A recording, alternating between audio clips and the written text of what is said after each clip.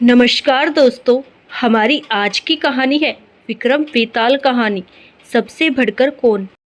अंग देश के एक गांव में एक धनी ब्राह्मण रहता था। उसके 3 पुत्र थे।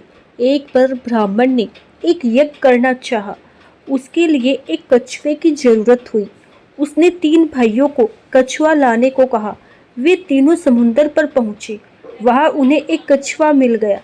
बड़े ने कहा, मैं भोजन चंग हूँ, इसीलिए कछुए को नहीं छूंगा।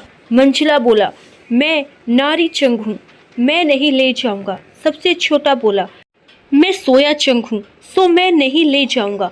वे तीनों इस बहस में पड़ गए कि उनमें बढ़कर कौन है।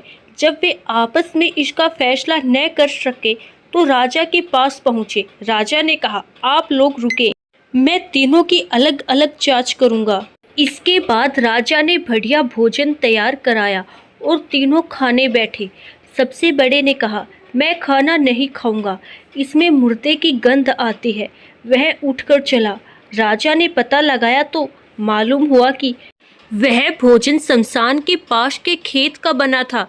राजा ने कहा, तुम सचमुच भोजन चंग हो, तुम्हें भोजन की पहचान है। रात के समय राजा ने एक सुंदर स्त्री को मंझले भाई के पास भेजा। जो ही वह वहां पहुंची कि मंझले भाई ने कहा, इसे हटाओ यहाँ से, इसके शरीर से बकरी का दूध की गंध आती है। राजा ने यह सुनकर पता लगाया तो मालूम हुआ कि वह स्त्री बचपन में बकरी के दूध पर पली थी।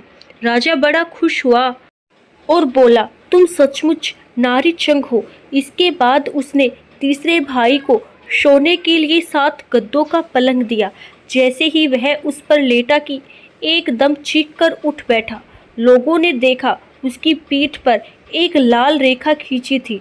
राजा को खबर मिली तो उसने बिछोने को दिखवाया। 7 गद्दों के नीचे उसमें एक बाल निकला।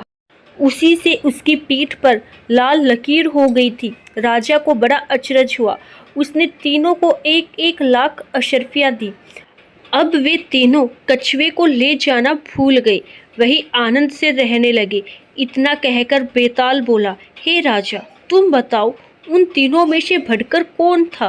राजा ने कहा, मेरे विचार से सबसे बढ़कर सोया चंग था, क्योंकि उसकी पीठ पर बाल का निशान दिखाई दिया और ढूंढने पर बिस्तर में बाल पाया भी गया।